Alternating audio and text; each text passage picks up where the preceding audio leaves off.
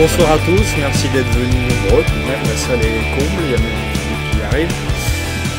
Comme vous l'avez remarqué, nous sommes là pour discuter du nouveau livre de Cyril, L'effet Starmer, comment les travaillistes sont devenus un parti de droite.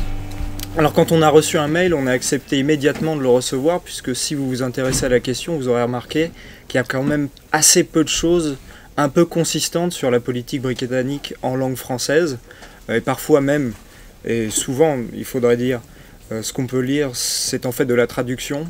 Je pense que beaucoup de Français s'intéressent à l'actualité politique outre-Manche, mais ça ne se concrétise pas forcément à travers des écrits intéressants, référencés et sourcés comme peut-être celui-ci. Je vais te laisser te présenter, puisque tu te connais mieux que je ne te connais, c'est logique. Mais si j'ai accepté de venir te poser quelques questions sur le livre, c'est parce que le personnage de Starmer, je dirais qu'il y a déjà 2-3 ans, mes inquiétudes s'étaient confirmées, puisqu'à travers un article, je crois, de France Culture, on l'avait présenté comme un candidat, je ne sais plus quel adjectif avait été employé, mais raisonnable, pragmatique, vous voyez, quelque chose de cet acabit. Je me suis dit, tiens, c'est louche, surtout que ça venait après l'épisode Corbyn, l'affreux, dangereux populiste du Parti travailliste, ou considéré comme tel, qui a eu droit à d'autres... Antisémite. J'allais y venir, qui a eu droit à encore d'autres insultes par la suite.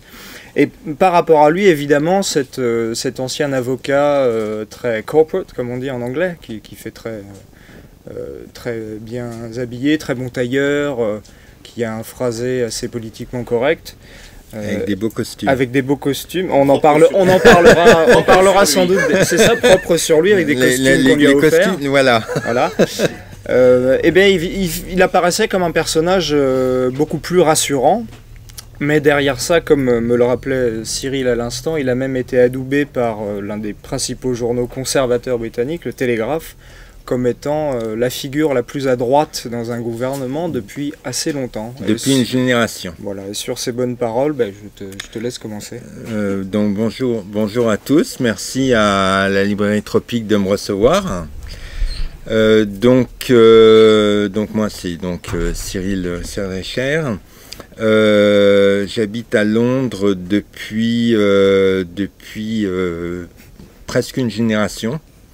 1999, et donc au fil du temps j'ai un petit peu vu évoluer les choses. Je suis arrivé sous Tony Blair, j'ai un petit peu vu les événements qui ont un peu secoué le pays avec la guerre en Irak, les dérives du New Labour, et puis ensuite le passage avec la coalition en 2010, après la crise, avec la coalition libéraux-démocrates et conservateurs, puis les conservateurs, le Brexit, etc., jusqu'à le chaos qui a suivi, on en parlera probablement.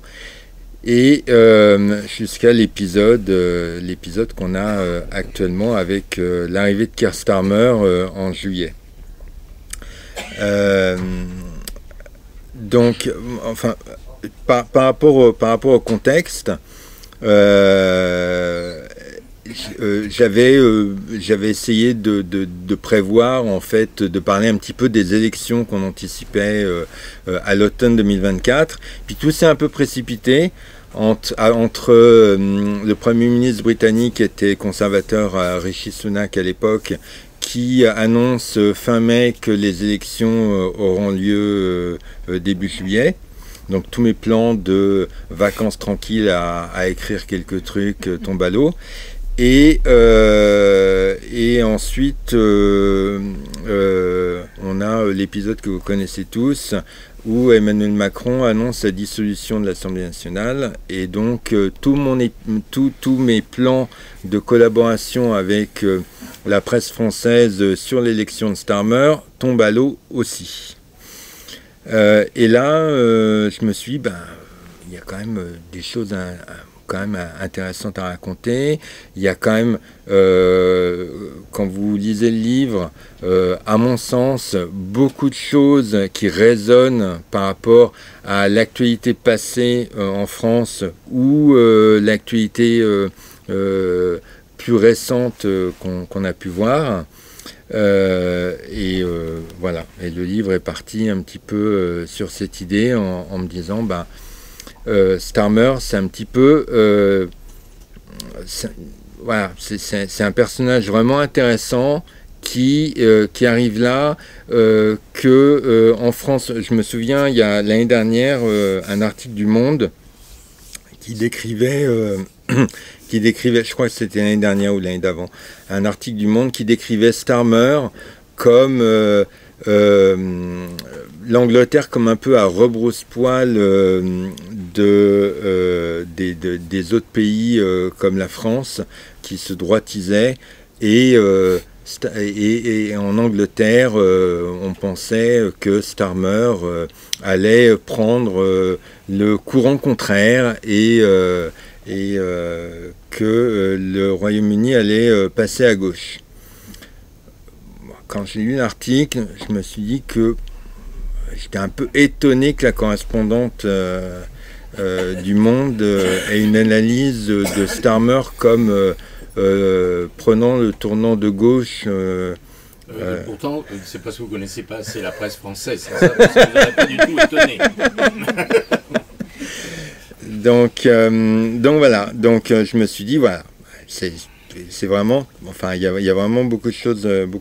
Moi, ça fait longtemps que j'écris sur on va dire, ce qu'on peut observer entre la France et l'Angleterre, le pas de côté qu'on peut avoir par rapport aux événements qu'on trouve des deux côtés de la Manche. Et voilà, je trouvais que c'était... il y avait pas mal à dire sur ce qu'elle... Enfin, la manière dont Starmer était arrivé et encore une fois prendre vraiment le contre-pied de ce que pouvait présenter un certain nombre de médias en France comme la gauche revient au pouvoir en Angleterre. Justement, est-ce qu'on peut peut-être alors commencer par le commencement et parler du personnage Starmer, d'où il vient, qui il est, quel est son parcours politique au préalable? Alors, Starmer, c'est quelqu'un qui naît dans une famille très travailliste. Il faut noter qu'il a un prénom un petit peu spécial, il s'appelle Keir. Qui est le prénom du premier leader du Parti travailliste anglais il y a un siècle. Donc on a vraiment une famille très travailliste et il est élevé un petit peu là-dedans. Il fait, ça se passe plutôt bien. Il fait des études de droit et je vais assez rapidement en fait parce que c'est vraiment le début du livre. Il se tourne vers le droit et on va le voir comme défendant des causes humanistes. Il va défendre des activistes. Il va en fait devenir assez connu pour représenter des syndicalistes contre de grandes entreprises, notamment il a représenté des employés contre des syndicalistes d'ailleurs, je pense, contre McDonald's. Voilà. Alors juste une petite anecdote que vous verrez dans le livre. Pour le public français, il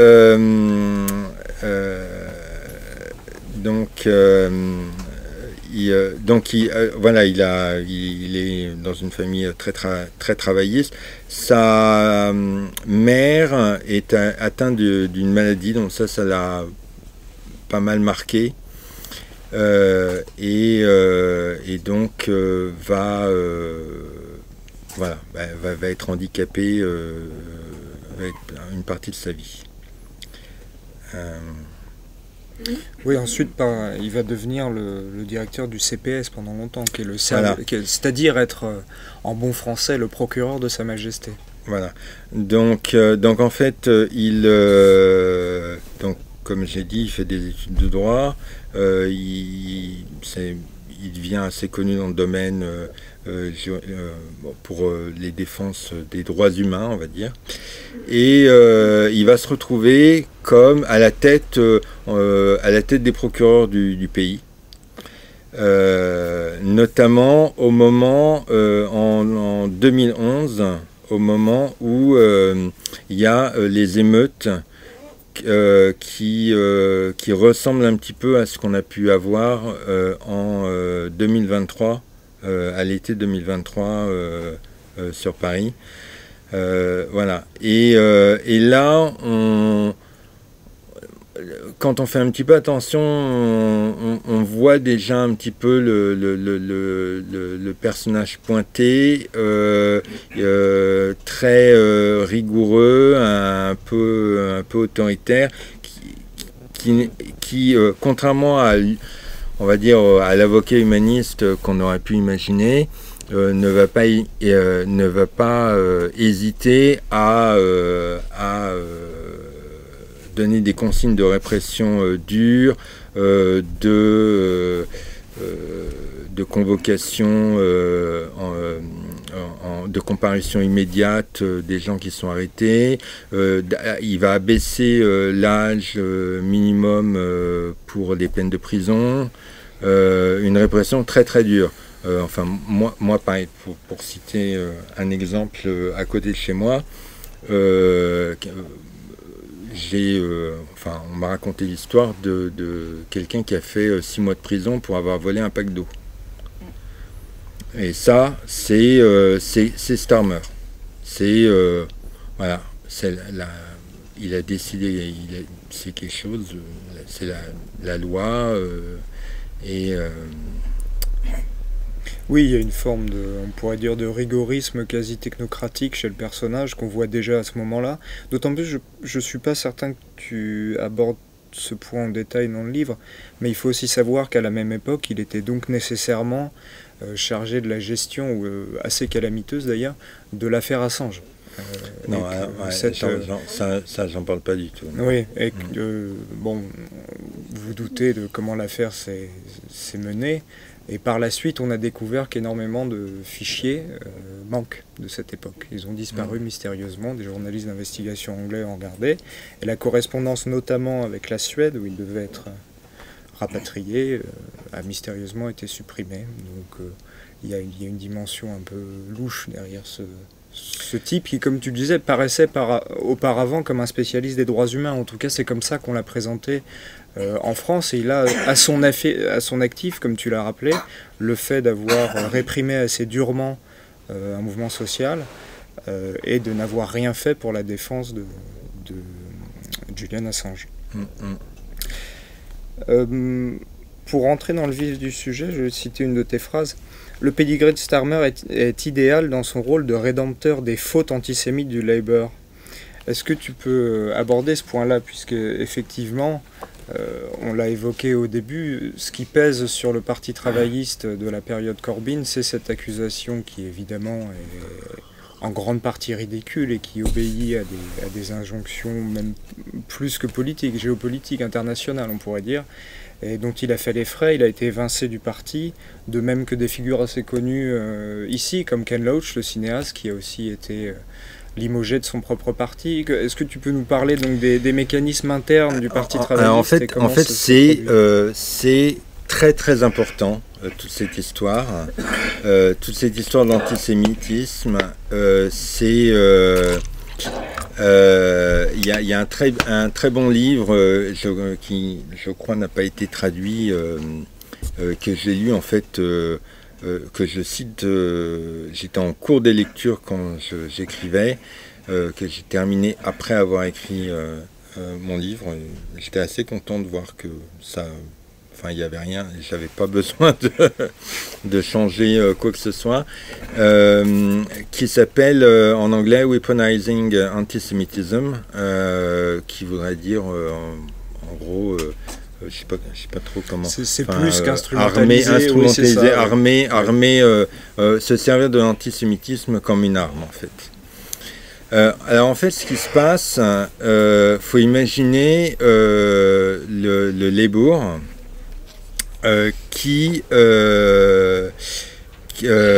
donc a connu les années Tony Blair, Gordon Brown, et qui en fait, on va pas dire se fait laminer aux élections aux élections. On est en 2010, il y a la crise de 2008. Gordon Brown, qui représente le Labour, perd les élections, mais les conservateurs ne les gagnent pas non plus. Et on voit se mettre en place une coalition entre les conservateurs et les libéraux démocrates. Pour l'anecdote, à l'époque, pendant quelques jours, on s'est même demandé si le Labour ne pouvait pas faire une coalition avec les libéraux démocrates. Voilà, ça se jouait à pas grand-chose. Et donc celui qui prend la tête du parti en 2010, c'est Ed Miliband. Ed Miliband. Ed Miliband qui déjà à l'époque est vu comme quelqu'un qui ramène un petit peu le Labour plus sur sa gauche par rapport aux années Tony Blair. Bon, il se trouve que Ed Miliband, il n'aura pas véritablement marqué, c'est un petit peu difficile, beaucoup de monde se moque de lui, il a un peu du mal à marquer son empreinte. Élection de 2015, on a donc le parti conservateur qui cette fois-ci remporte une majorité absolue. Les libéraux démocrates qui ont participé à la coalition sont écrasés. Ils passent de je sais plus, une trentaine de députés ou plus à 8 députés. Et donc souvent en Angleterre, quand le leader perd une élection, il est remplacé par quelqu'un d'autre. Et à ce moment-là, on sentait déjà, donc comme je vous expliquais, qu'avec Ed Miliband, on rapprochait sur la gauche, on déplaçait un peu à la gauche le parti du Labour. Là, grosse surprise, on a Jeremy Corbyn qui est massivement choisi par les électeurs, par les sympathisants, ceux qui ont la carte d'électeur. Et alors c'est un énorme parti. On a, il y a eu un changement qui s'est passé, c'est qu'Ed Miliband, donc son prédécesseur, avait réformé les statuts du parti de manière à que ça ne soit plus les députés qui élisent le chef du parti, mais qu'il y a une voix égale pour toute la base. Et là, il y a énormément il y a toute une jeunesse qui s'inscrit dans le parti, des centaines de milliers de nouveaux militants, donc bon, voilà, il y a des candidats qui se présentent, et on prend, et puis Jeremy Corbyn qui représente, Jeremy Corbyn, c'est quelqu'un qui est député depuis les années 70, qui a une longue carrière de député, comme disent les Anglais, de l'arrière-bench, à l'arrière du Parlement, qui intervient. On sait très bien qu'il a des vues très très radicales de gauche, enfin très radicales de gauche, par rapport à ce qu'on voit actuellement. Oui, selon les paramètres britanniques, qui sont très droitiers. Il a des vues du Parti Socialiste de 1983. Faut pas non plus... Mais et je dirais plutôt du Parti communiste de cette époque-là. Parce que le Parti socialiste de la Mitterrandie, c'était déjà... peut-être. On était déjà loin des thèses... pardonnez-moi. Non, mais... non, mais en gros, c'est une sorte de social-démocrate à l'ancienne. Voilà, exactement. Il pouvait déjà passer pour totalitaire parce qu'il avait des vues vraiment socialistes, quoi. Enfin, à l'ancienne. Voilà. Oui. Mais bon, donc voilà, il est très marqué par le fait que tout au long de sa carrière, il ait défendu le droit des Palestiniens. Ça, c'est vraiment un marqueur fort contre l'occupation, etc. Bon, voilà, il intervient en fait dans la compétition. Personne ne pense qu'il va être élu. Moi, je connais 2-3 députés qui lui accordent leur vote parce qu'en fait, il fallait, pour être nominé parmi les 4 ou 5 qui se présentent, il faut avoir, je ne sais plus, 6 ou 7 ou peut-être 8 votes de membres du Parlement. Donc il y en a qui lui signent son petit papier en disant bon, ça va un peu ouvrir le débat, ça va être sympathique, etc. Bon, malheureusement, contre toute attente, c'est lui qui gagne. Et il gagne massivement. Et alors là, gros problème. Gros problème parce que ça va pas du tout pour les parlementaires plutôt New Labour, on va dire droite du Parti travailliste. Ça leur pose un énorme problème. Et ça pose un problème aussi très important pour toute l'organisation interne du parti qui est sous l'emprise des sympathisants de Tony Blair. Pour eux, Corbyn, c'est pas du tout la personne qu'il faut.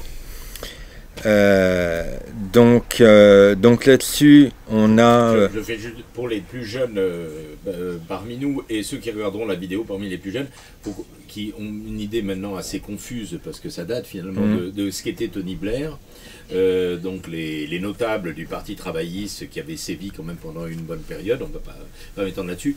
Pour comprendre, Tony Blair, ça ressemblait un peu à un mélange de Macron, comment dire, DSK. Oui. Voilà. Il s'était donné pour modèle Clinton plutôt aux États-Unis. Ouais, oui, bien sûr, mais je veux dire à l'échelle des politiciens français, prétendument de gauche. Rappelons-nous que Macron était proche. Était au Parti socialiste. Ouais, mais peut-être plus. Alors Macron tout au début. Et peut-être plus DSK du gouvernement Jospin. Oui. Voilà. Le Dominique Strauss-Kahn du gouvernement Jospin. Gauche très étirée. Voilà. Et donc là-dessus, on a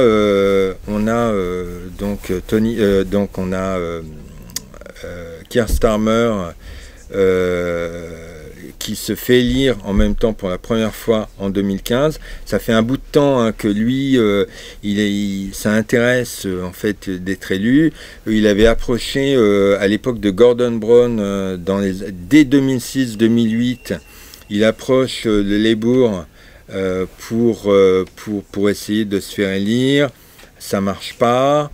On lui propose pas de siège intéressant. Sous Ed Miliband, donc la période 2010-2015, on lui propose peut-être de faire partie de la Chambre des Lords. Et lui, tout de suite, j'explique ça parce qu'en fait, c'est pas quelque chose dont je parle dans le livre, mais ça va vous expliquer le personnage. Lui, ça n'intéresse pas les Lords parce que être dans la Chambre des Lords, l'équivalent du Sénat, on ne peut pas monter en grade dans le parti et devenir le chef, en fait. Lui, ce qui l'intéresse, c'est d'être élu parmi les députés. Et finalement, en 2015, on lui propose sur un plateau une circonscription du centre de Londres imperdable. Voilà. Et à l'époque, déjà, il est en compétition pour être choisi parmi les candidats du Labour avec une femme qui est très connue localement. Et elle répétera plus tard qu'elle est persuadée qu'elle n'a pas été choisie parce que la direction du Labour préférait un homme avec un beau costume et qui présentait bien à la télé. Donc voilà, on a cette situation-là. Je parlais de Corbyn, donc personne pense, il est élu, un petit peu la catastrophe. Et là, on a toute une partie de la machine du Labour qui s'organise autour par exemple, d'un groupe qui va s'appeler Labour Together ou d'un autre groupe qui va s'appeler Labour First. Labour First, ça regroupe, on va dire, la droite du Labour. Labour Together, c'est un petit peu différent. C'est Tony Blair, etc. L'idée, c'est faut se débarrasser de Corbyn. Le malheur de Jeremy Corbyn, c'est qu'en gros, il a toute la base avec lui. Il y a énormément d'électeurs du Labour qui sont super contents d'avoir Jeremy Corbyn pour les représenter. L'intérieur du parti le déteste. Donc, à partir de là, l'idée, c'est plus de gagner des élections. Pour le parti Labour, l'idée, c'est qu'il faut se débarrasser de Jeremy Corbyn. Donc, pendant des mois et des mois, dès son élection, régulièrement à la télévision, qu'est-ce qu'on voit? On voit au Parlement des députés qui expliquent qu'ils ne sont pas d'accord avec ça, avec ci, qui s'opposent à lui.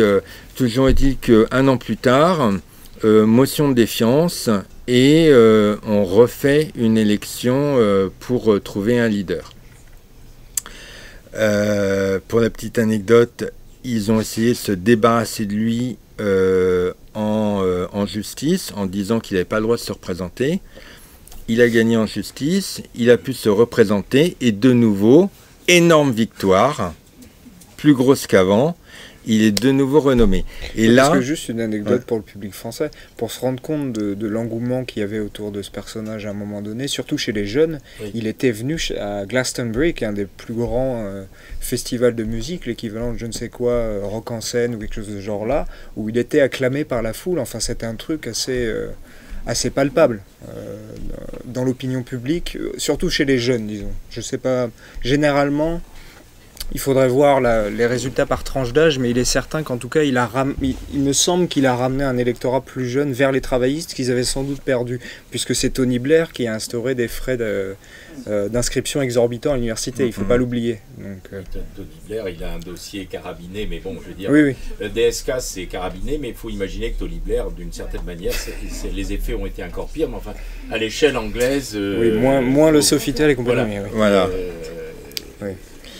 Je veux dire, ça n'a rien à voir, évidemment, les effets calamiteux, non pas sur sa conduite pris à pic, ce dont on n'a, je crois, jamais accusé Jeremy Corbyn, mais ni Tony Blair, d'ailleurs, c'était plutôt le contraire. Lui, c'est Dieu est mon droit, c'est un type assez pieux.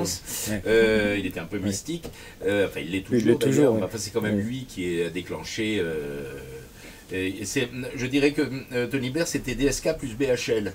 Pour clarifier les choses, pas faux, à bien des égards. Oui. Le côté qu'on retrouve aujourd'hui, enfin j'anticipe sur la suite de la... le côté néoconservateur. Le rôle que joue actuellement Keir Starmer aujourd'hui était déjà présent, sous une forme peut-être un peu plus soft, chez Tony Blair.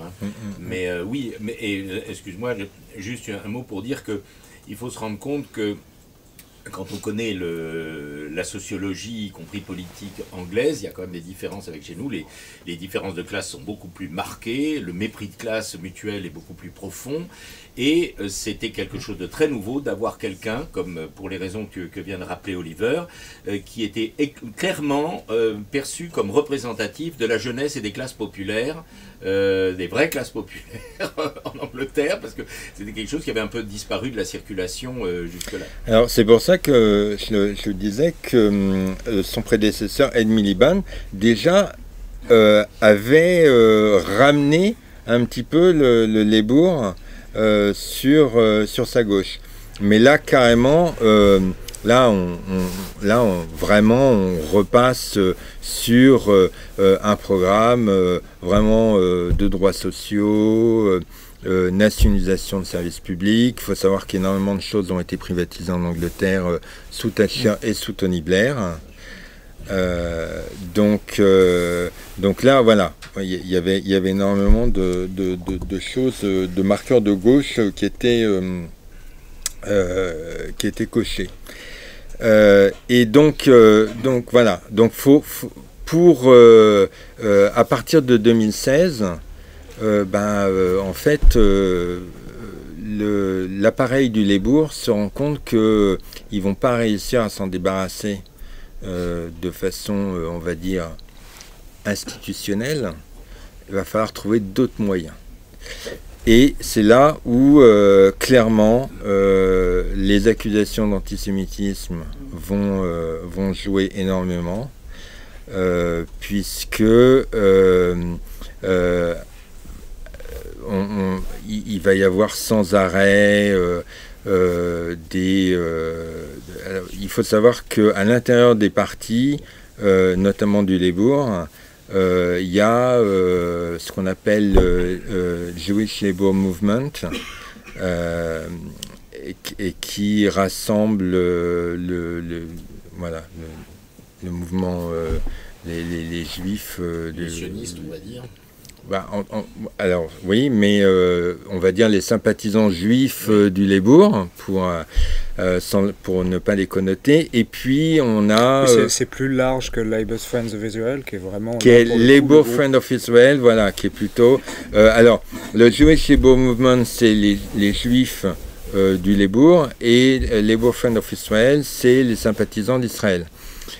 Et là-dessus, ne confondez pas JLM, Jewish Labour Movement, et LFI, Labour Friends of Israel, c'est pas du tout les mêmes qu'en France. Oui. Donc on a on va dire des attaques qui viennent pas mal là-dessus. Moi j'ai discuté avec Asa Winstanley, l'auteur du livre Weaponizing Antisemitism dont j'ai parlé au début. Lui clairement il a passé une partie de sa vie à enquêter là-dessus, et donc il explique que avec des preuves à l'appui, que en fait le Jewish Labour Movement, il était quasiment mort. En fait, c'est une organisation qui était apparue en 1910 ou 1920, qui a... Enfin, on est en 2000, en 2015, 2010, plus personne vraiment ne fait quelque chose avec ça. Mais en 2015, en fait, on réactive. On réactive parce que, en fait, voilà, il y a quelque chose en face. Il y a un sympathisant palestinien. Et à ce moment-là, on va pouvoir utiliser les arguments haine des juifs, etc. là-dessus. Je cite dans le livre notamment un journaliste du Télégraphe, qui est le grand journal de droite. Il est du Télégraphe, il pourrait être de n'importe quel autre journal, c'est pas très important pour sa remarque, qui explique que c'est une période très étonnante, parce que on voit une grosse partie des médias et qui se lie avec toute une partie de la machinerie interne du Labour pour dénoncer des propos antisémites et contre Jeremy Corbyn. Et il a une remarque à ce moment-là en disant c'est quand même étonnant de voir que Jeremy Corbyn pendant toute sa vie a été présenté comme quelqu'un qui antiraciste, qui défendait les droits humains, les minorités opprimées, etc.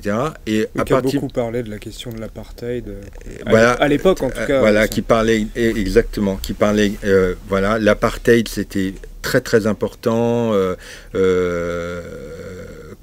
Faut savoir que il est élu depuis les années 80, il est au Parlement. Donc lui, l'apartheid, dans l'Afrique du Sud. Il était très proche. Il y a une actualité de l'apartheid que nous connaissons bien en Israël, mais à l'époque, c'est de l'apartheid d'origine. Lui, il est très très proche de Nelson Mandela et de cette mouvance. Et il est élu chef du Labour et brusquement, pour la presse, il devient raciste, antisémite, fasciste donc carrément, bientôt. En tout cas totalitaire, raciste. parce que c'est ça le terme. Voilà. Lui c'était plutôt agent du Hamas et du Hezbollah. Voilà. Islamo-gauchiste. Oui, c'est ça. Voilà. Oui, d'une certaine manière, il y a un peu de ça. En France, on aurait dit, je pense qu'en France, on aurait dit islamo-gauchiste, un supporter de terroristes. Oui, c'est ça. Voilà. Et à un moment, je suppose qu'ici, vous connaissez bien comment marche la propagande. À force de répéter les choses, on répète, et on fait des sondages et on s'aperçoit que la plupart des personnes identifiées comme juives dans les sondages expliquent que avec Jeremy Corbyn, elles ne se sentent plus en sécurité dans le pays. Voilà. Donc, moi, je sais pas si tu... Non, j'ai rien de particulier à ajouter là-dessus. Mais pour passer peut-être à la suite, un point qui est intéressant et que tu décris assez bien, c'est il y a des chiffres édifiants. Je crois que tu dis que 16% des Anglais pensent que le système électoral fonctionne bien. Donc ça nous donne une image assez claire de l'espèce de déconfiture dans laquelle se trouve le pays, où les gouvernements conservateurs, tous plus ridicules les uns que les autres. L'une d'entre elles, ça avait beaucoup amusé la presse, des premières ministres avaient duré moins de temps au gouvernement qu'il ne faut. Liz Truss pour une salade de pourrir. Enfin, vous voyez le niveau du débat. Et ce qui est étonnant, c'est que malgré cette victoire qui a été présentée comme historique ici, des travaillistes qui reviennent au gouvernement, il me semble que personne n'a vu sa cote de popularité baisser aussi rapidement que Starmer, en fait. En fait, je voudrais juste avant qu'on parle de ça, expliquer aussi que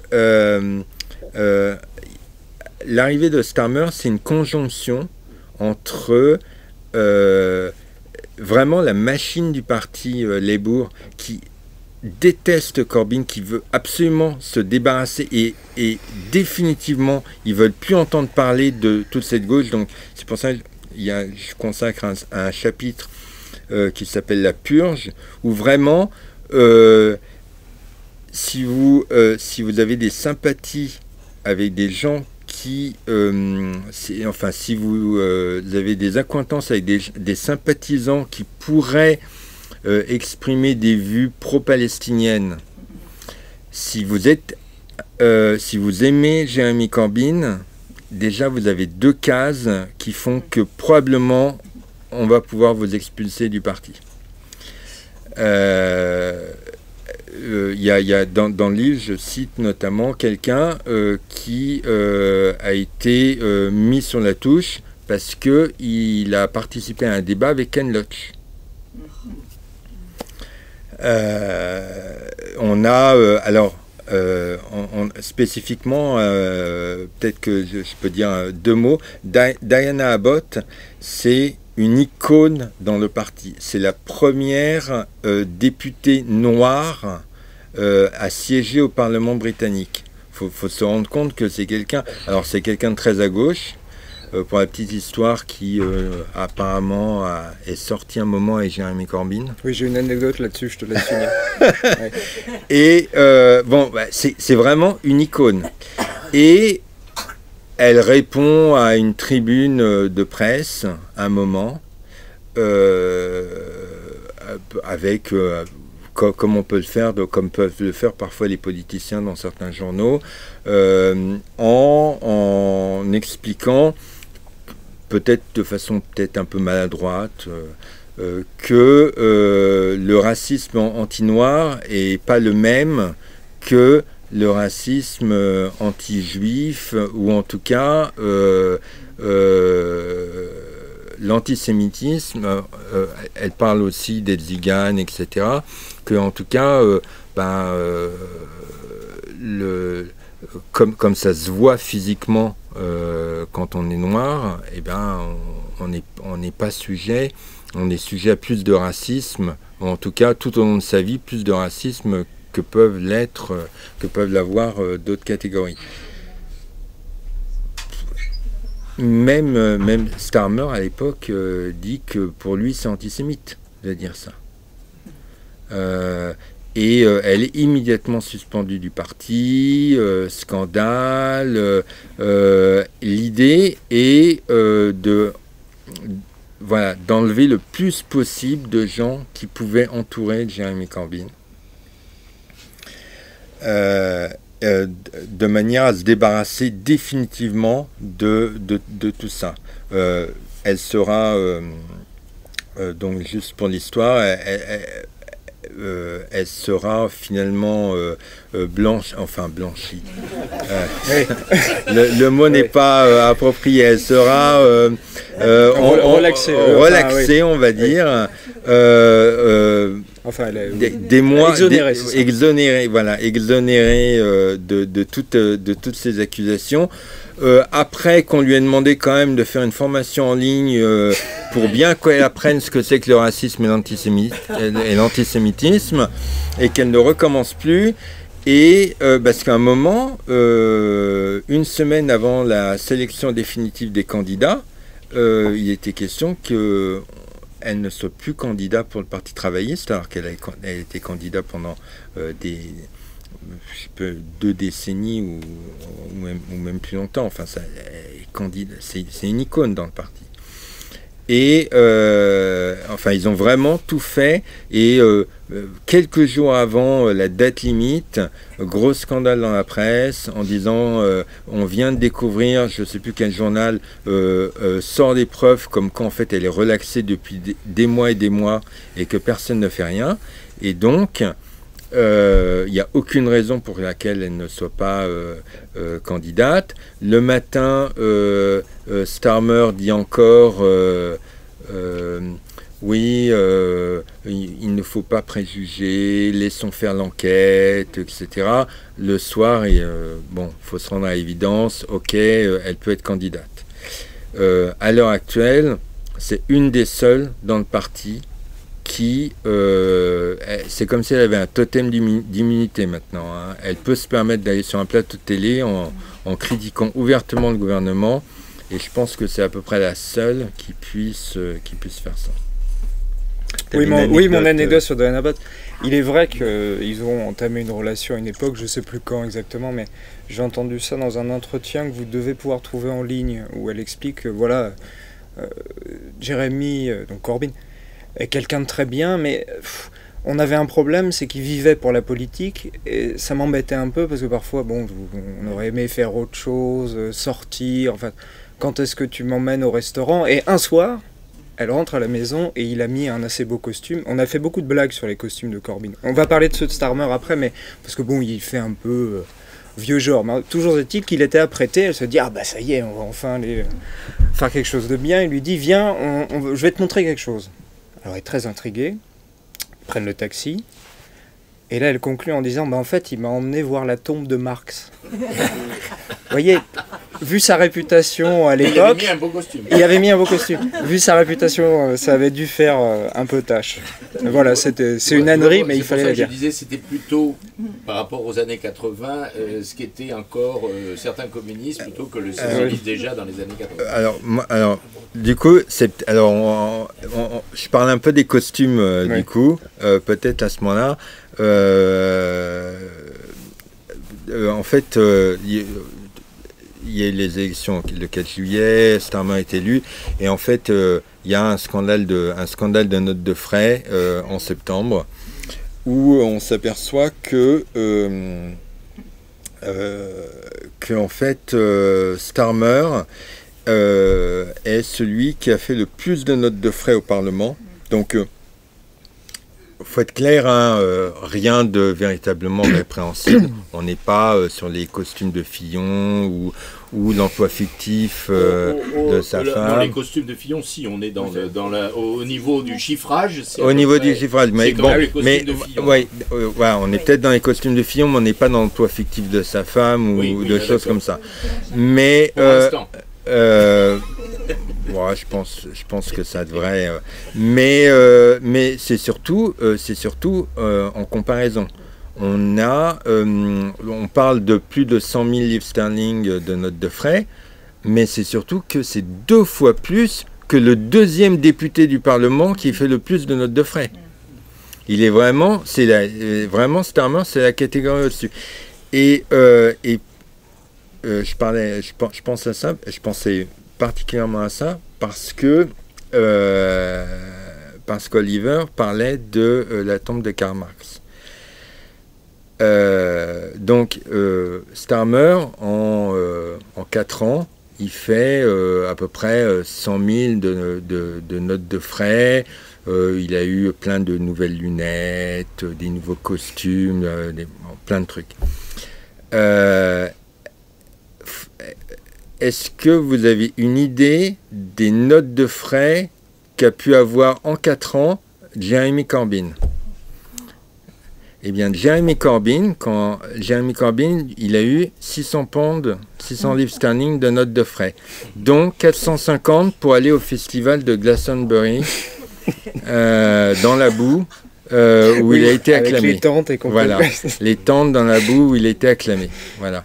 Et 150, c'est des livres, voilà. C'est pour donner une idée de la différence entre les deux personnages. Oui, mais il est antisioniste et ça gâche tout.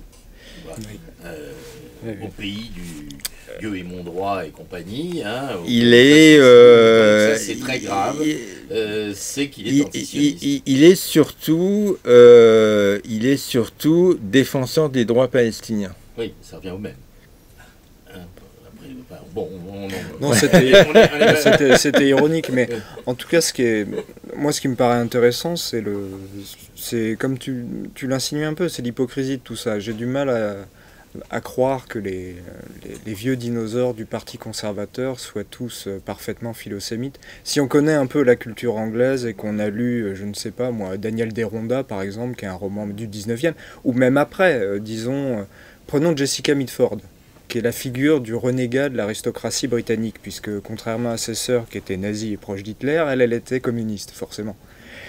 Elle raconte dans ses mémoires comment ses parents dessinaient des croix gammées avec des diamants sur la table, et que l'aristocratie britannique était d'un antisémitisme, mais qu'on a du mal à imaginer.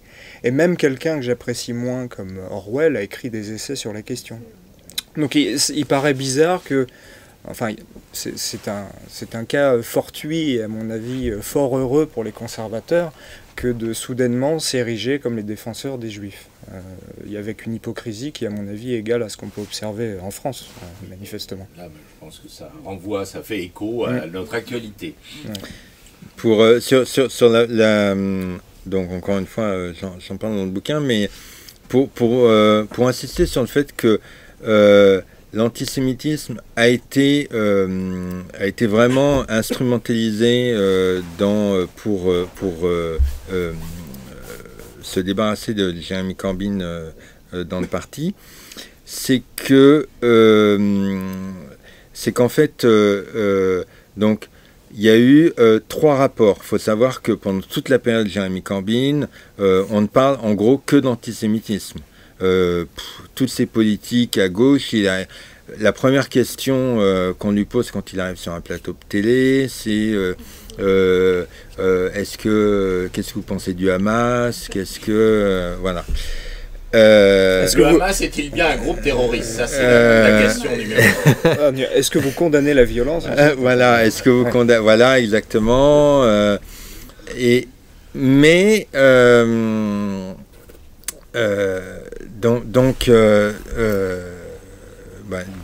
Du coup, j'ai un peu perdu le fil de... Non, mais peut-être une autre idée, c'était de voir rapidement comment ce défenseur des droits humains, comme tu l'as rappelé, s'est assez rapidement tourné vers l'Italie pour trouver des bonnes recettes quant à la gestion des questions migratoires. Tu peux en dire quelque chose? Alors, en fait, là, on retrouve un petit peu on retrouve un petit peu le procureur de son époque avant de devenir leader. Non, on est revenu sur Starmer, puisqu'on était sur Corbyn. Là, nous sommes de nouveau en train de parler de Starmer. Soyons clairs. Voilà. Pas de et en fait, donc, Starmer, c'est un petit peu la personne qui il s'est fait élire en 2010, il s'est fait élire en 2020. Il est quand même c'est quand même assez astucieux en fait, parce que son gros atout, c'est qu'en fait, lui, le seul truc qui l'intéresse, c'est gagner. On a énormément de mal à savoir quelles sont ses convictions. Est-ce qu'il a des convictions? On ne sait pas. Et d'ailleurs, il y a une petite anecdote là-dessus, c'est que, comme j'en parlais tout au début, il y a la machine du parti est absolument contre Corbyn, mais il a vraiment Tom Watson, le chef des parlementaires à la Chambre des communes, fait tout pour lui savonner la planche. La personne qui dirige le parti, on va dire le secrétaire national du parti, le déteste. Enfin bon, faut imaginer l'ambiance à l'époque. Jérémy Corbyn, il a son équipe à lui, et on va dire le Labour, il a son équipe à lui, et c'est la guerre. Et donc en fait, on se retrouve avec des gens comme Max Sweeney, qui cherche comment se débarrasser de Jérémy Corbyn, et on a Keir Starmer qui lui cherche à devenir chef. Voilà. Mais c'est pour ça que pendant la période Jérémy Corbyn, on l'entend très peu en fait. Il est dans l'équipe de Jérémy Corbyn, il fait pas trop de vagues. Il ne démissionne pas avec fracas en disant je le déteste, il continue. Alors ça, c'est des choses qu'on peut lire après dans la presse et dans les livres anglais qui sont parus très très récemment. On rapporte que en 2019, il y a une petite réunion où on a Starmer qui veut devenir chef et Max Sweeney qui veut se débarrasser, qui a en fait toute l'organisation du Labour pour se débarrasser de Corbyn, mais il n'y a pas de chef.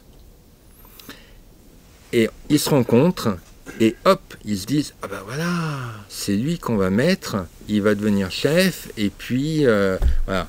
Bon, après, c'est ce qui se dit, c'est pour montrer un petit peu les convictions. Et donc, on a un homme qui, en 2020, se présente comme la personne qui est de gauche, qui va s'inscrire dans les pas de Jeremy Corbyn, mais qui ne peut pas être soupçonné d'antisémitisme parce que lui, sa femme est juive et il est sioniste. Donc lui, encore une fois ici, nouveau totem d'immunité, lui on ne peut rien lui reprocher là-dessus.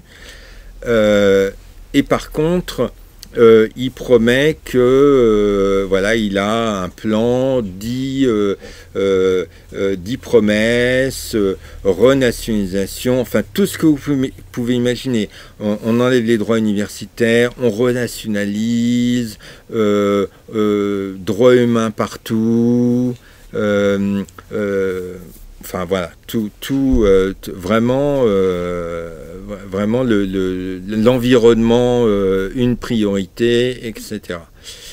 Là-dessus, il est élu, et ensuite, il va passer 4 ans à expliquer que, malheureusement, non, en fait, tout ce qu'il avait dit, ça va pas être possible.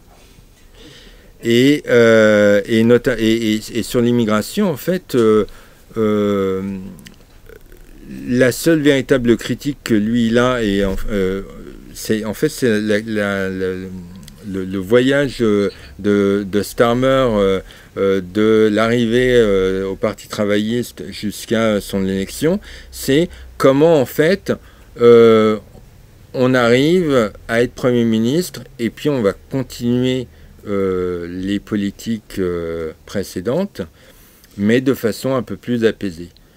Sur l'immigration, quand on regarde en fait le programme actuel, il veut pas accueillir de demandeurs d'asile ou d'immigrés. Lui, ce qu'il dit, c'est que le Rwanda, c'est pas la bonne solution. Maintenant, il va prendre conseil auprès de Mélanie pour savoir comment elle fait, elle, pour se débarrasser de ces migrants. Et le mois dernier, on frise avec l'extrême droite, où le Labour fait une publicité sur Facebook en expliquant que depuis qu'ils sont au pouvoir, on n'a jamais autant foutu dehors de demandeurs d'asile. Ça nous rappelle quelque chose aussi ici. D'ailleurs, en fait, excuse-moi, mais pour que les gens, encore une fois, les plus jeunes, ou enfin ceux qui se souviennent encore de Valls, ça ressemble quand même beaucoup, oui. Tous l'école. Oui. Et il y a une chose en quoi, tu l'as pas dit, je pense pas explicitement, mais je parle sous ton contrôle, une des choses qui permet d'associer, outre le fait que Valls a fini donc par être Premier ministre dans des circonstances finalement analogues, même si le contexte est complètement différent, ils ont un autre point commun, en dehors de tous ceux que tu as évoqués dans la description de Starmer, en devenir, c'est que Starmer est assez con quand même. Je crois que c'était une des choses qui faisait qu'il avait pas mal d'adversaires, à l'instar de Valls, dont tout le monde sait, y compris Hollande ne le cachait qu'à peine, Valls est vraiment complètement con. Mais voilà, dans un pays démocratique, il y a de l'espoir pour des mecs comme ça.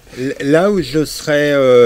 où je nuancerai un petit peu, en tout cas de mon point de vue, c'est que Valls, il a quand même assez rapidement réussi à se faire énormément d'ennemis partout. Oui, parce que ça se voyait très... Et puis il est beaucoup moins discret. Il était voilà, moins discret exactement. Que Starmer, c'est quand même très visible que la personne, en fait...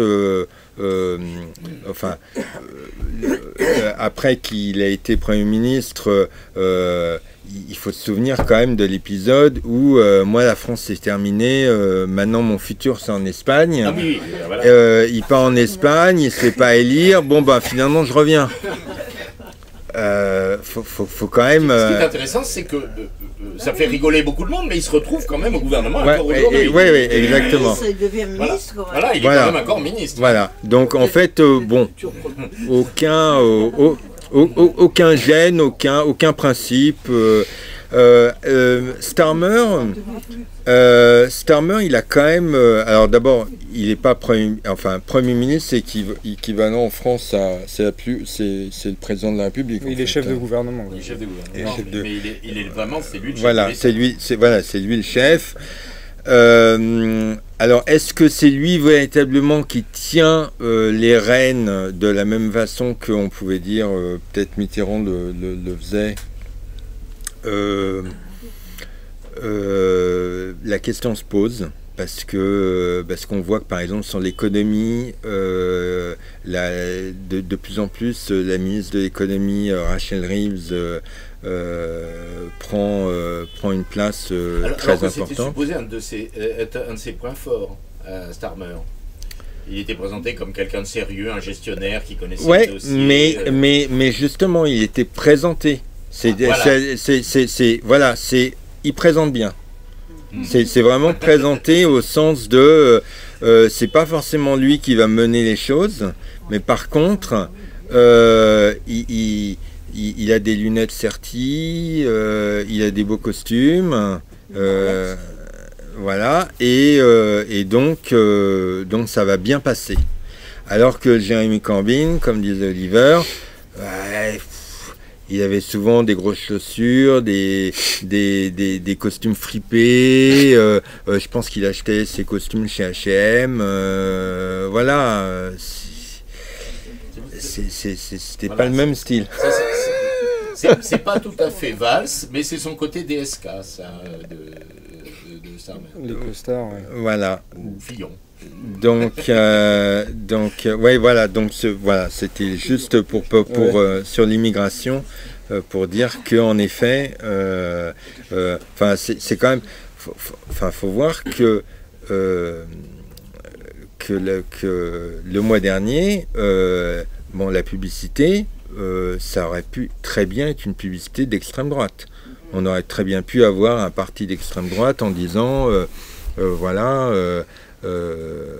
les demandeurs d'asile, on en a expulsé 10 fois plus que le gouvernement d'avant, on est les meilleurs, mais c'est le... Mais c'est ce qu'on a en France aussi, et massivement, actuellement. C'est celui qui en aura expulsé le plus. C'était y compris, et pas spécifiquement. Ouais, mais je pense qu'en droite, le centre. Voilà, mais je pense qu'en France, plus personne ne pense qu'on a encore un gouvernement de gauche. Je ne sais, plus personne. Je veux dire, plus personne qui, tout le monde aura tout est possible. Oui. Non, il y en a encore. Est-ce qu'ils le pensent vraiment? Alors, en tout cas, c'est ce qu'ils disent. Alors, si justement je peux justement m'étendre là-dessus. Donc, c'est que la question se pose. Actuellement, pour moi, c'est une vraie question que je pense poser sur la fin du livre. C'est en France, quand on regarde le paysage politique français, on a quand même si c'est pas la partie la plus prépondérante de la classe politique française, on a quand même une gauche. Une gauche importante avec LFI, je vais prendre une gauche élargie avec LFI, les Verts,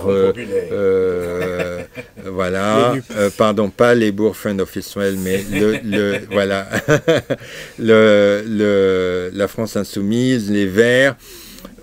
Peut-être une partie du PS qui est un petit peu éclatée. Bon, on va dire que voilà, on a quand même une mouvance à gauche qui représente un certain nombre de députés. La preuve, c'est en effet le nouveau Front Populaire fait quoi presque 200 députés, 195. Non, mais aux dernières élections, ils en ont eu presque 200. Oui. Actuellement, au Parlement, donc comme disait Oliver tout au début, la semaine dernière, article du journal de droite de référence en Angleterre, le gouvernement actuel est qualifié du gouvernement le plus à droite depuis une génération en Angleterre. Donc si vous avez un gouvernement à droite qui est représenté par le Parti travailliste, que vous avez un parti à droite qui est représenté par les conservateurs et un parti à l'extrême droite, ben en fait, il ne reste pas grand-chose à gauche.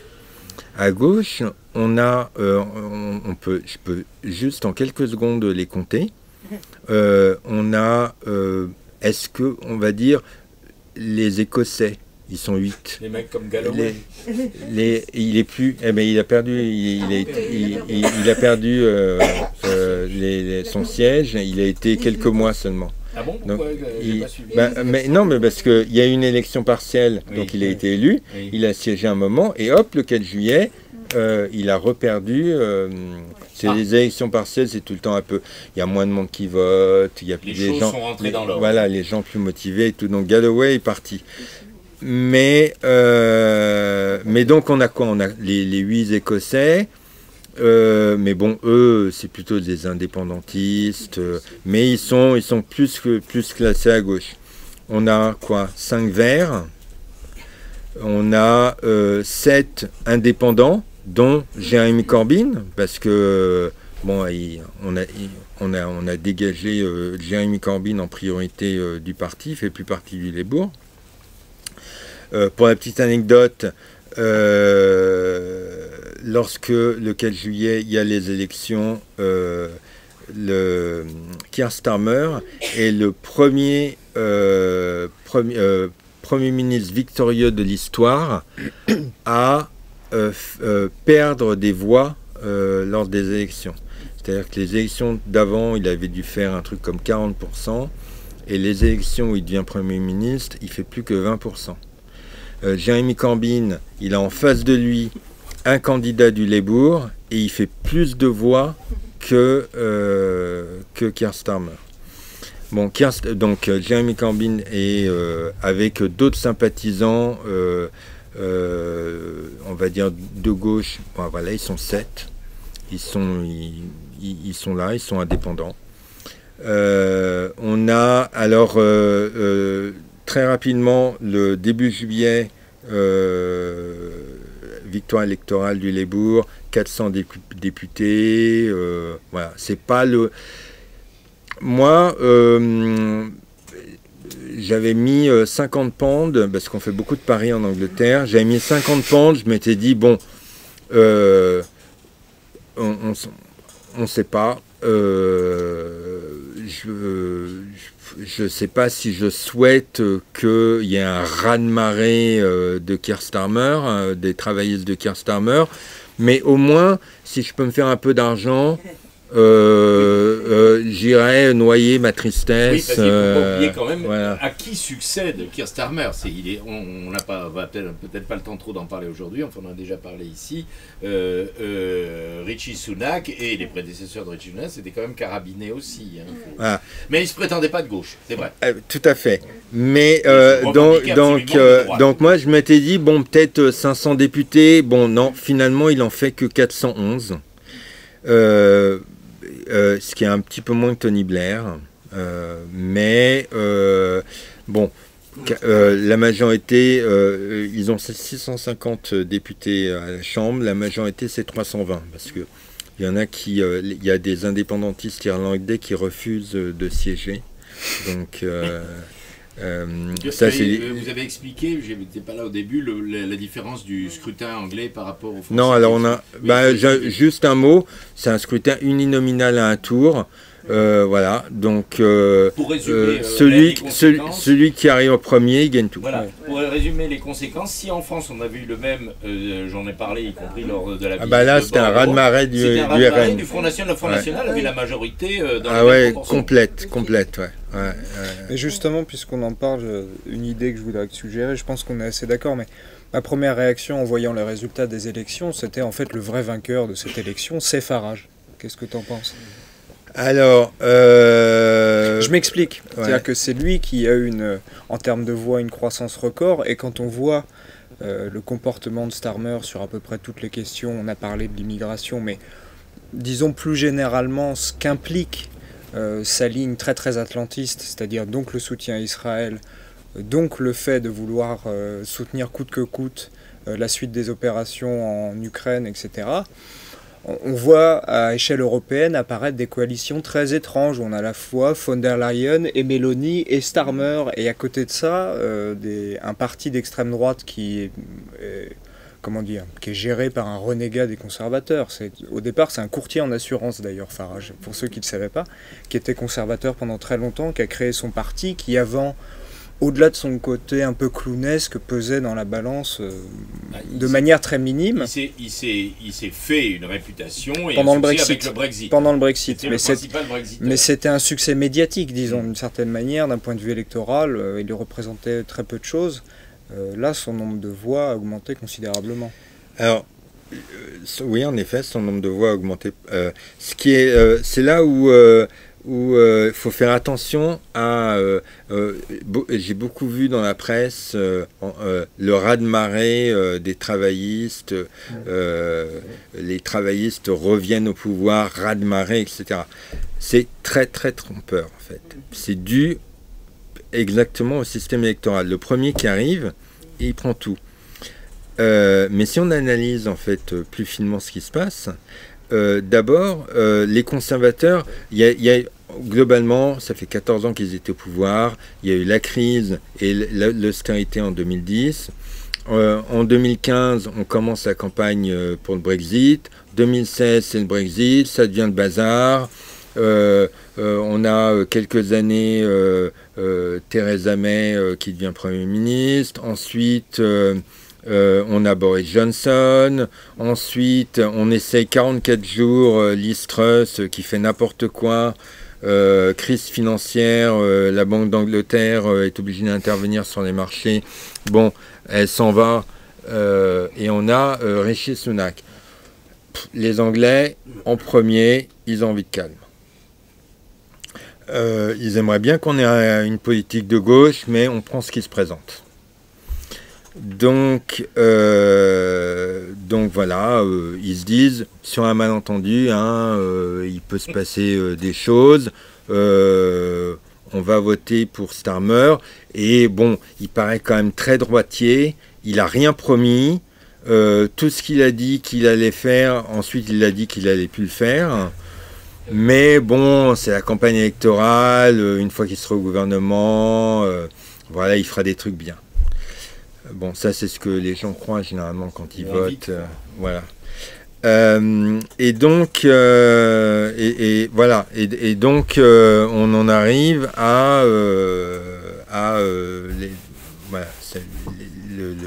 l'élection avec le raz-de-marée qu'on a, sachant que Farage rentre dans la partie quelques mois avant en disant moi je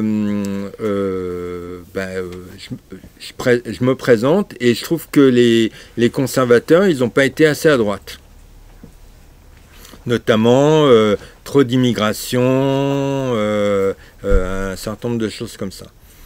Le Brexit, on n'a pas été. La raison pour laquelle ça n'a pas bien marché, c'est parce qu'on n'a pas tapé assez fort. Enfin voilà. Et là-dessus, qu'est-ce qui se passe? C'est que il est très populaire, il marche très bien médiatiquement parlant, et donc il divise en deux les voix des conservateurs. Donc dans un système où vous avez un seul tour, il n'y a pas d'alliance possible. Voilà, si on fait 40%, on fait 40%, l'autre, le concurrent fait 30%, mais que brusquement à droite on a un autre concurrent qui nous prend la moitié de nos voix, ben ça fait 20 et 20. on est encore majoritaire, sauf que en fait on n'est pas du tout élu parce qu'on passe en deuxième position. Et c'est exactement ce qui s'est passé. Et quand on analyse en fait le scrutin, on s'aperçoit que on a globalement à plein d'endroits le Labour qui passe, mais pas très loin devant. Il passe surtout parce que les conservateurs se sont effondrés et Réforme a pris. Et en fait, on voit dans les analyses fines des résultats que si on ajoute, c'est toujours difficile parce que les gens, si on ne peut pas faire de mathématiques, on va seulement ajouter en fait telle voix et telle voix et puis ça va donner un résultat différent.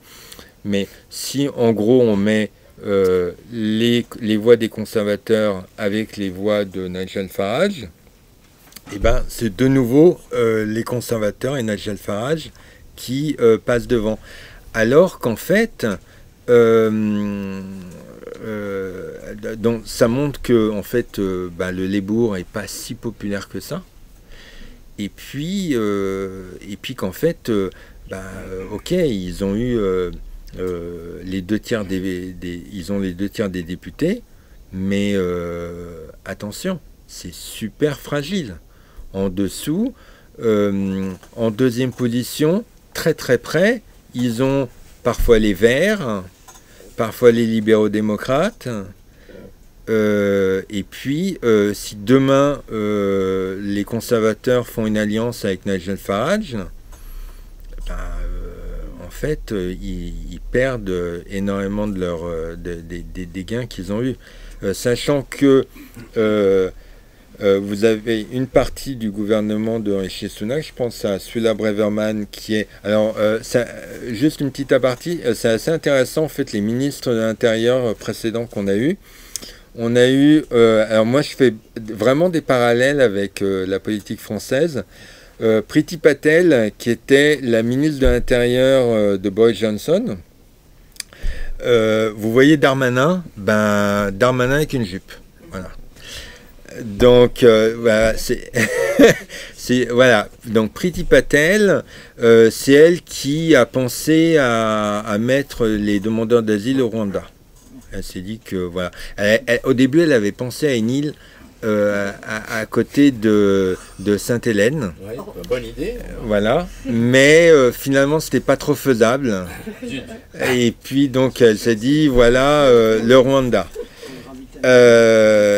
Et ensuite, avec le gouvernement de Rishi Sunak, on a eu Suella Braverman. Donc Suella Braverman, Retailleau. Voilà, c'est ça, c'est Retailleau par rapport à Darmanin.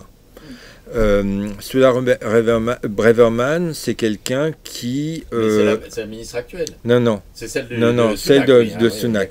Suella Braverman, c'était quelqu'un qui pouvait aller devant la télé en disant que les SDF, c'est un problème parce que eux, ils font le choix de vivre dans la rue, mais bon, on n'a pas vraiment envie de les voir, quoi. Tandis que Rishi Patel, c'est maintenant. Non, c'est celle encore d'avant. Et alors actuellement actuellement, son nom m'échappe. En fait, c'est quelqu'un, je sais pas si tu vois qui c'est. Elle a les cheveux courts. C'est pas fait pour marquer. Elle est. On en parle un peu de temps en temps, mais vous voyez, c'est. Enfin. Oui, c'est quelqu'un qui est très à droite. Tu as d'autres questions à soulever avant de passer peut-être. Oui, j'ai peut-être une dernière question un peu retorse. Je vais te battre la parole tout de suite. Ouais. Je vais juste poser une question.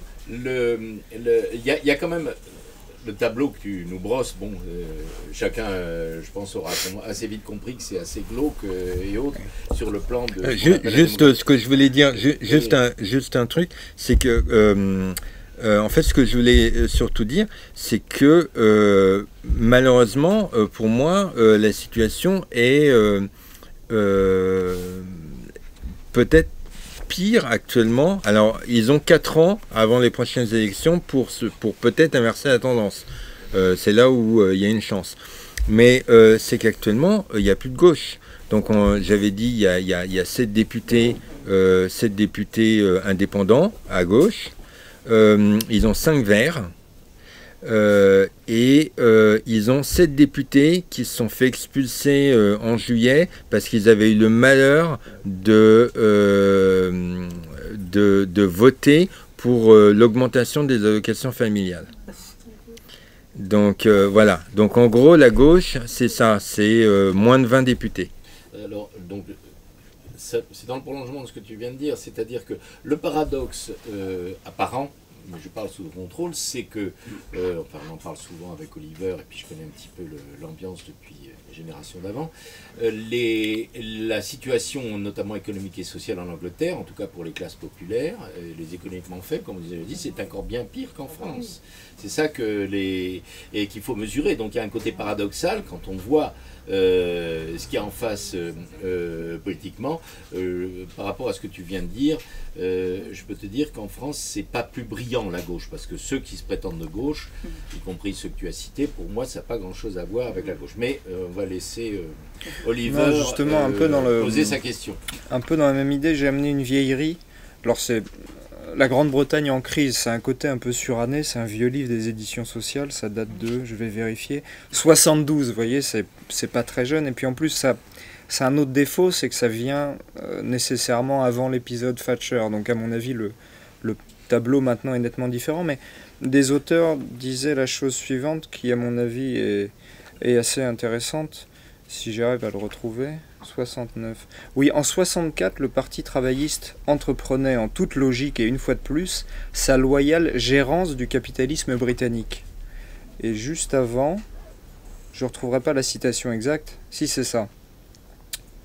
Répétons-le, le Parti travailliste n'est même pas un parti social-démocrate. C'est un parti réformateur, ils disent, ce qui est intéressant. Donc la question que je voulais te poser, c'est que finalement, si on fait abstraction de l'aile gauche du parti qui n'a jamais vraiment eu voix au chapitre pour ce qui est des différents gouvernements travaillistes, et peut-être aussi de l'après-guerre immédiate, où il faut se rappeler quand même que Churchill avait fait campagne avec comme conseiller économique Friedrich von Hayek. Vous imaginez l'ambiance, donc ils se sont pris une tôle et les travaillistes sont passés. Et dans une configuration assez similaire à celle de la France, c'est là que c'est vraiment développé ce qu'on pourrait appeler l'État-providence, enfin, avec toutes les approximations que ça implique. Le welfare state. Le welfare state, voilà. La fierté de l'Angleterre, c'est la période d'après-guerre, de la reconstruction, du Labour, de Attlee, Clément Attlee. Oui, tout à fait. Mais donc si on fait abstraction de cette période-là, finalement, on regarde le contexte très tendu des années 60-70, où c'était aussi les travaillistes qui réprimaient les mouvements sociaux, puis ensuite ce qu'on a appelé le New Labour de Tony Blair. Est-ce qu'au fond, Starmer n'exprime pas, dans sa manière un peu ridicule, quelque chose de plus profond à propos du Parti travailliste? Puisque je suis d'accord avec le titre de ton livre et tout ton constat, comment ils sont devenus un parti de droite, c'est-à-dire que là c'est franchement affiché comme tel vis-à-vis de l'immigration, vis-à-vis des histoires d'allocation qui sont limitées à 2 enfants, dont on n'a pas trop parlé, mais enfin politiquement c'est assez évident qu'ils se démarquent plus du tout, mais au fond est-ce que ça s'inscrit pas, c'est pas du tout pour jouer à Où est Charlie, mais est-ce que la vraie évolution elle n'est pas un peu plus longue que ça, à ton avis? Actuellement, donc on a un parti conservateur, un parti, voilà, je commence même à les confondre. En fait, on a un parti travailliste qui tout ce que vous pouvez penser qu'un gouvernement de droite ferait, ils vont le faire. Donc là, c'est d'ailleurs l'article du Daily Telegraph explique que en fait les vrais conservateurs c'est maintenant les travaillistes. C'est un petit peu comme Orwell. La paix c'est la guerre, l'esclavage c'est la liberté, etc.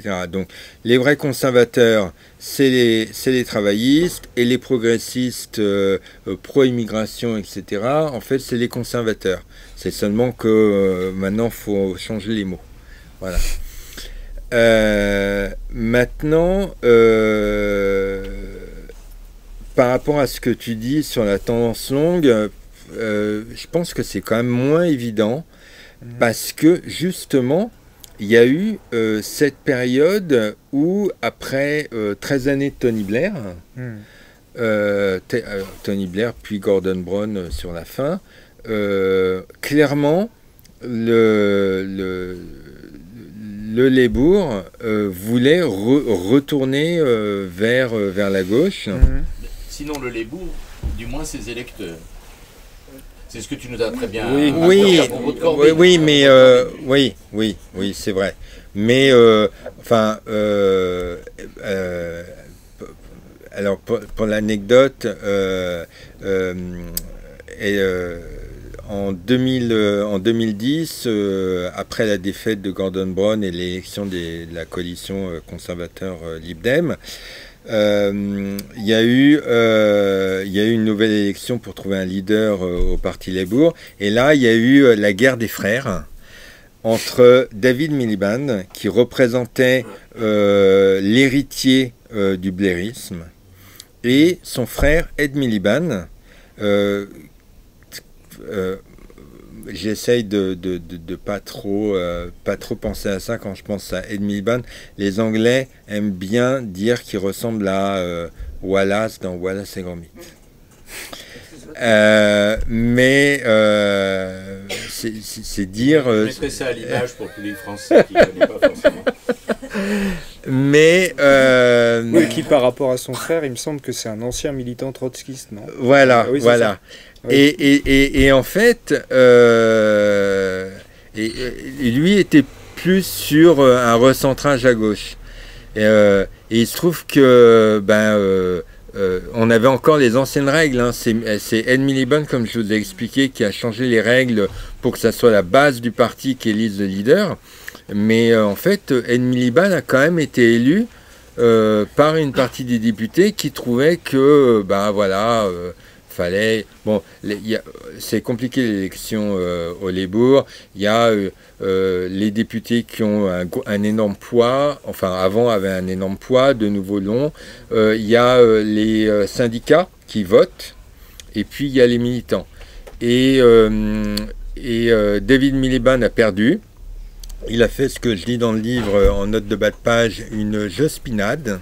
C'est-à-dire qu'il s'est retiré définitivement de la vie politique britannique et est parti vivre aux États-Unis. Et c'est son frère qui a pris les rênes du parti pendant 5 ans, 5 années pendant lesquelles, il n'y a pas eu d'accusation d'antisémitisme, il n'a pas gagné d'élection. Pour se rendre compte le niveau de haine qu'il y avait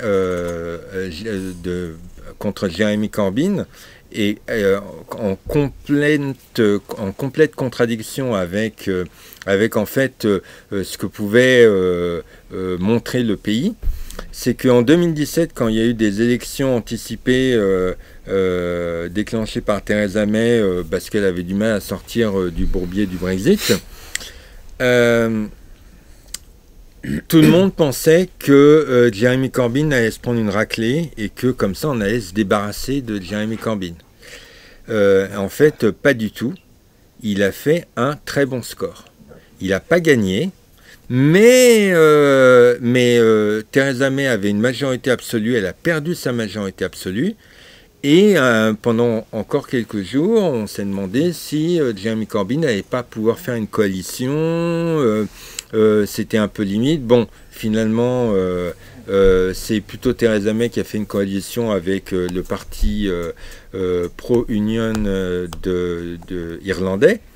Et alors, pour vous dire la haine dans le Labour, c'est que quelques heures avant les élections, la machinerie du Labour avait déjà retiré tout l'accès aux ordinateurs et désactivé les badges d'accès au siège social du Labour à toute l'équipe de Jeremy Corbyn, en disant ils vont perdre les élections, on va les éjecter. Et à l'époque, l'équipe n'avait plus du tout accès à ces emails et tout, et ont dû aller en fait se replier au Parlement pour pouvoir communiquer avec les journalistes.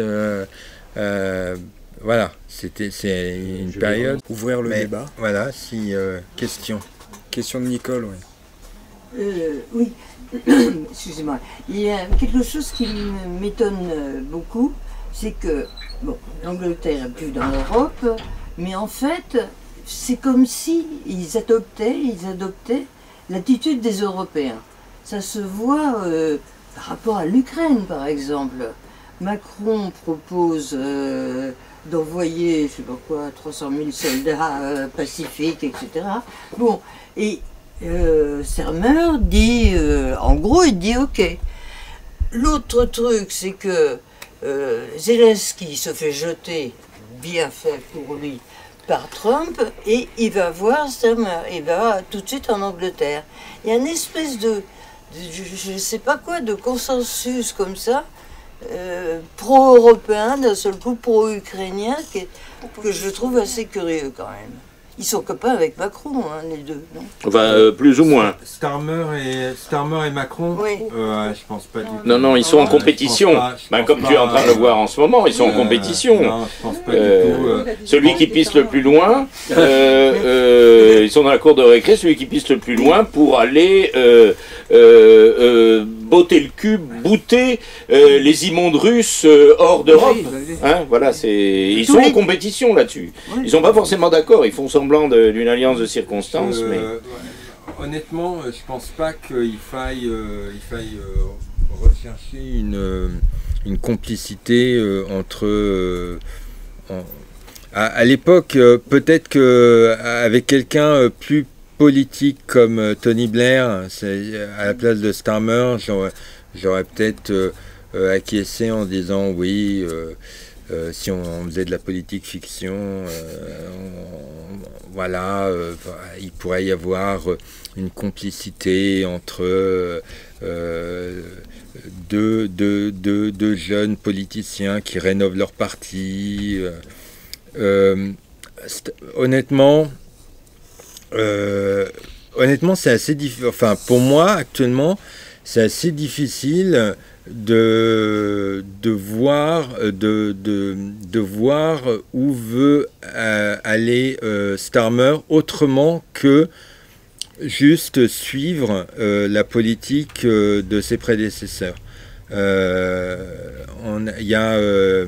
Tony Blair a sorti un livre il y a quelques mois où il explique tout ce qu'il a fait dans la vie et il donne des leçons de gestion politique. Et c'est très très intéressant parce que la première phrase du livre, il explique qu'en politique, il faut avoir un projet. Et en fait, moi, ce que je... Enfin, et je pense que d'ailleurs, il y a pas mal d'analyses anglaises actuellement qui sortent là-dessus. C'est qu'en effet, moi, ce que je vois, c'est qu'il y avait bien un projet. Il y avait, enfin, c'est pas que Starmer et la machine autour de lui. Ils avaient un projet. Le projet, c'était de se débarrasser de Corbyn et de remettre en place le Labour pour en faire un parti qui leur convenait, qui leur convenait mieux. Par contre, le projet politique, je pense qu'ils ont dû sauter l'étape en fait. Et actuellement, on en arrive à en fait, ce qu'on fait. Là, par exemple, normalement, le mois prochain, il devrait y avoir, parce que, évidemment, qu'est-ce que fait un parti de droite? Eh bien, il vous explique que le problème, c'est que il y a plein de bénéficiaires des minima sociaux, des aides sociales, qui ne font rien, qui abusent, les feignants. Les assistés. Les assistés, les feignants, tout ça, il faut s'en débarrasser. Bon, Donc, le Parti conservateur avait prévu un plan là-dessus. Il a vite remisé, parce que bon, pendant les élections, c'est pas super de parler de ça. Bon, ce qu'a fait le gouvernement Starmer, c'est qu'ils ont ressorti le plan, et puis on change 2-3 virgules, et là, normalement, il sort le mois prochain. Parce que ceux-là, on ne peut pas les envoyer au Rwanda. Non, mais voilà, c'est ça le problème. Voilà, mais bon, voilà, voilà. Si on peut économiser, sur les dépenses publiques. Voilà, 500 millions. Donc. Alors il y a d'autres questions.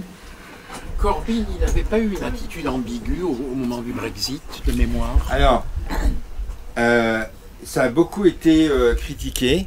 Il y a énormément de monde qui, et notamment à gauche, ça a été la première. Avant la critique, avant de trouver l'angle, ouais, mais en fait, Corbyn, c'est un soutien du terrorisme. D'ailleurs, il est pro-palestinien, ça veut bien dire qu'il est antisémite, parce que bon, voilà, on va vite fait dans ces directions-là. Avant de trouver ça comme angle d'attaque, ça a été tout au début de dire ouais, mais en fait Corbyn il est élu leader du Labour en 2015.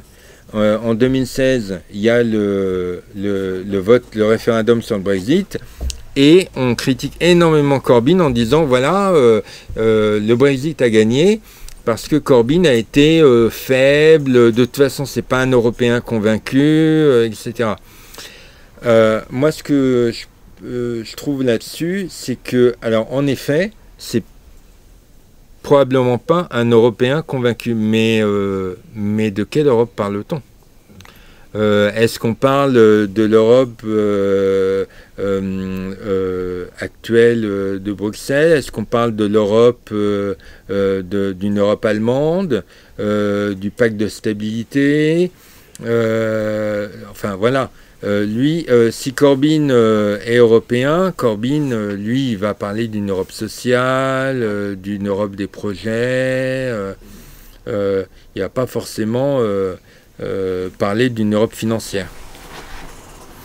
Et Starmer, il est pas en ce moment quelques problèmes pour son passé judiciaire de juge, avec des histoires de...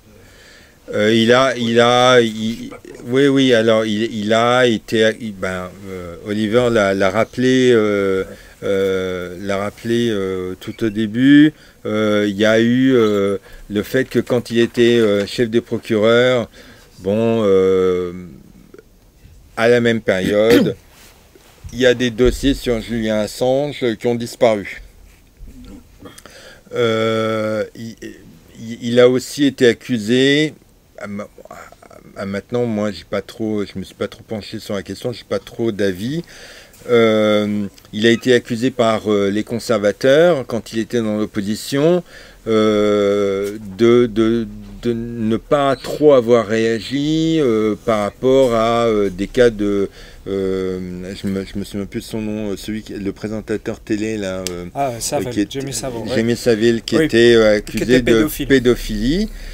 De ne pas avoir poursuivi assez rapidement. Voilà. Oui, il n'était pas au courant. Oui, c'est ça. Ça vous rappelle des trucs? C'est un peu plus confus que pour Bayrou, parce que Bayrou, il y a quand même des articles de presse de l'époque qui montrent. Là. Autre question du public. Encore une fois, on va être assez rapide parce que là le temps file. Mais vas-y. Est-ce que Corbyn, et sinon pourquoi il ne l'a pas fait, ne crée pas un parti à la gauche du parti travailliste? Parce que Corbyn, en fait, dans ses veines, il y a le sang du Labour qui coule. et donc, c'est un crève-cœur, en fait. Quand on voit Diana Abbott, elle aurait pu se présenter, si elle avait été éjectée du parti ou empêchée de se présenter, en fait, parce que l'idée, c'était de la forcer à la retraite en l'empêchant de se présenter aux élections en disant que l'enquête n'est pas terminée. Donc, Diana Abbott,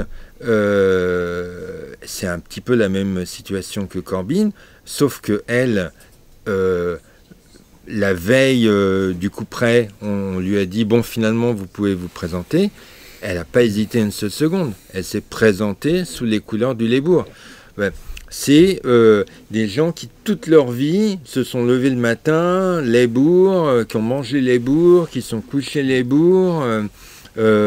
C'est impensable. C'est une tradition multiséculaire. Voilà. C'est pas comme chez nous, le PS. Oui, c'est une différence, ça faut peut-être le rappeler par rapport à nos formations politiques françaises actuelles, c'est qu'en fait le Labour devient le principal parti d'opposition, il succède au parti libéral face aux Tories dans les années 10. Enfin c'est même avant le congrès de Tours, donc on ne peut pas comparer avec le PCF. Donc c'est vraiment une formation politique qui existe depuis Mathusalem, si je puis dire. Il y a des communistes Il y a des communistes. Il y a eu un parti communiste de Grande-Bretagne. Ouais. Hobsbawm, l'historien, était oui, c'est vrai. de Grande-Bretagne. Ça doit toujours exister de manière un peu folklorique. Ça existe, ça existe. Oui. Ouais, de la même manière que, oui, on trouve des partis, Oui, ça, des oui. partis de travail. Il doit y avoir des partis de trotskistes ou. Ah oui, il y a des Mais, trotskistes anglais, bien sûr. Oui, il y a Hélas. mais en fait. le SWP, oui. Mais en fait, du fait de toute façon du système parlementaire, du système d'élection, en fait, ils font. C'est histoire d'avoir un nom en plus sur la liste, mais en fait. Mais même au niveau local, comme des Galloway ou des gens comme ça, qui peuvent trouver jamais eu de... Ouais, quelques électrons libres, mais ouais, plutôt, ouais. Non, il faut dire quand même que il me semble que le PC britannique a une influence intellectuelle sur les travaillistes. C'est comme une sorte de surmoi à une époque, parce qu'ils publiaient beaucoup. Ils avaient cette influence-là, pas immédiatement politique et électorale, mais intellectuelle en tout cas. En fait, ce qu'il faut voir, c'est que contrairement à la France, où on peut avoir une multitude de partis, parce qu'au bout d'un moment, comme on fait 2 tours, on va pouvoir faire des alliances et se retrouver au 2e tour.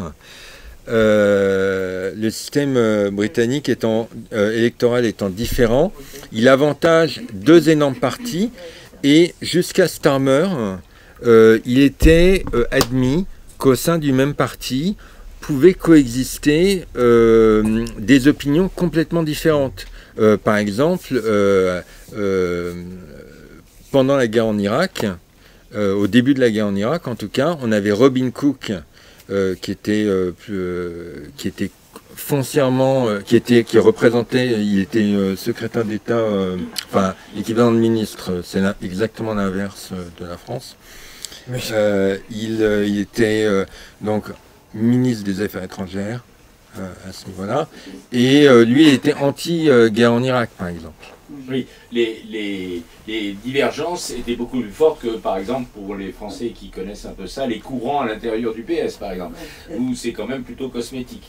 Il peut y avoir voilà. des très très fortes divergences, y compris idéologiques. Dans le même parti, on peut avoir, au Parti conservateur, on peut avoir Ken Clarke, et puis on peut avoir, comment il s'appelle, celui qui se couchait sur les bancs là, c'est qui n'a pas été réélu. Oui, avec des petites lunettes tout fin. C'était peut-être avant moi ça, non? Je sais pas. On le mettra à l'écran. Parce que là, voilà. On va le temps à filer. Donc, on va. Rees-Mogg. Ah, Jacob Rees-Mogg. Jacob Rees-Mogg. Voilà, Jacob Rees-Mogg.